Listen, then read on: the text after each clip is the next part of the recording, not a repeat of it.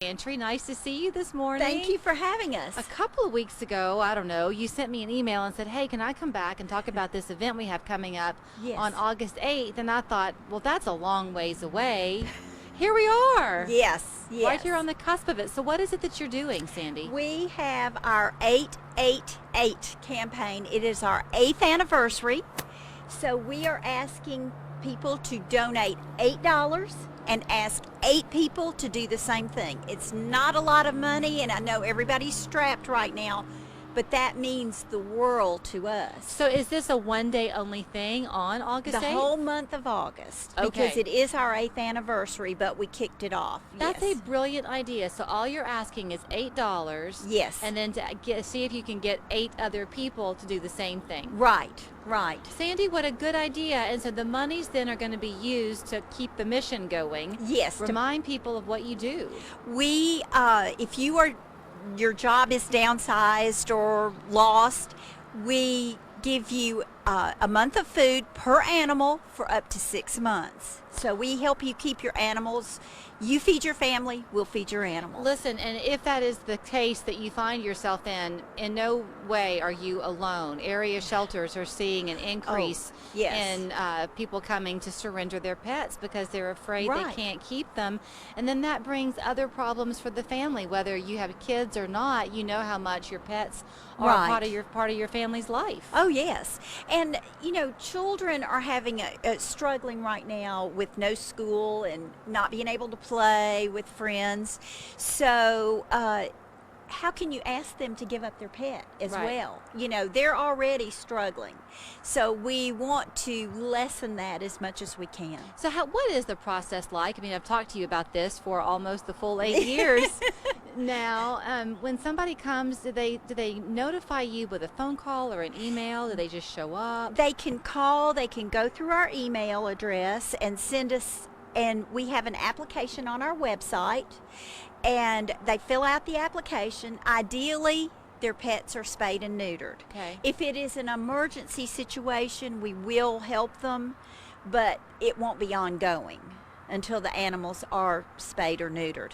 But we will give them 1 month of food per animal for up to 6 months. So I would think, Sandy, that means that you're in desperate need of that food continuing to come in. But Yes. like the food bank here, you like to get the cash because you have a stronger buying power by buying in bulk. That's correct. We buy through the National Food Bank, and we can buy for pennies on a dollar as instead of paying retail. Okay. So we can get a pallet of food for, say, half the cost of if you were to go and pay retail. Okay, I'm not sure if this is a fair question to ask, but if you ever had pets before, you know that sometimes health issues occur and you have to have a food that's a little bit more expensive. So Right. do you even try to meet the needs if there's a dog Yes. that's diabetic or something? Yes, we try to help as much as we can, and if people want to donate food, we just ask that you give us what you would feed your pet. We don't have a specific brand, but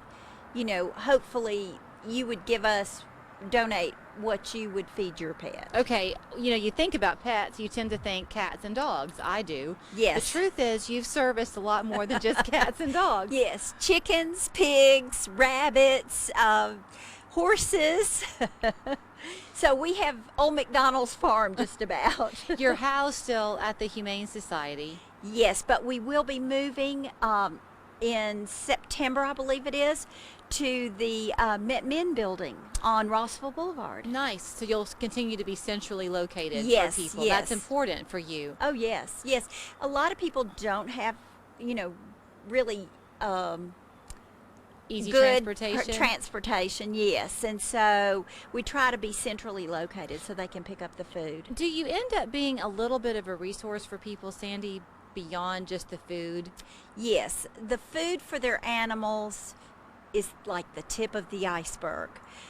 Most of the time, there are other needs available, and if we can put them in touch with the right agencies, then we try to do that as well. Okay, and you know as well as I do that there are people watching who think, okay, yeah, but how many pets are you really helping here? If a family comes to you or a pet owner comes to you and they have kind of an excessive number of pets, you counsel them through that, right? We try, yes, we promote healthy and responsible pet ownership. That is why we encourage people to spay and neuter for the health of your pet, and we don't want to exacerbate a situation of over pet population. Right. So we do try to counsel them. Obviously, if you have 100 dogs or cats, they're not all pets. Right. So we try to steer you in the right direction to be responsible with that. A lot of people have 4 or 5, and that's one thing, but you've got to be able to take care of their needs. I mean, and that's not just food. You've got to Veterinary care. And that is, it can be costly, Yeah. especially with multiple animals. It can. It absolutely can. Yes. Okay, so this is not costly. All you have to do is go to the Four Paws Pantry website. Is that right? Website, and you can go through Venmo or PayPal Okay. and donate $8. Ask 8 people to do the same thing. Post it on your social media accounts and help us. Since 2012, we've helped over 4,000 pets with donations of over 1.4 million meals. And Sandy mentioned social media. She's a social media queen, and she has gotten followers truly all across the world supporting the efforts of our local Four Paws Pantry. The common denominator is the love of pets. Good to see you. Thank you for having us.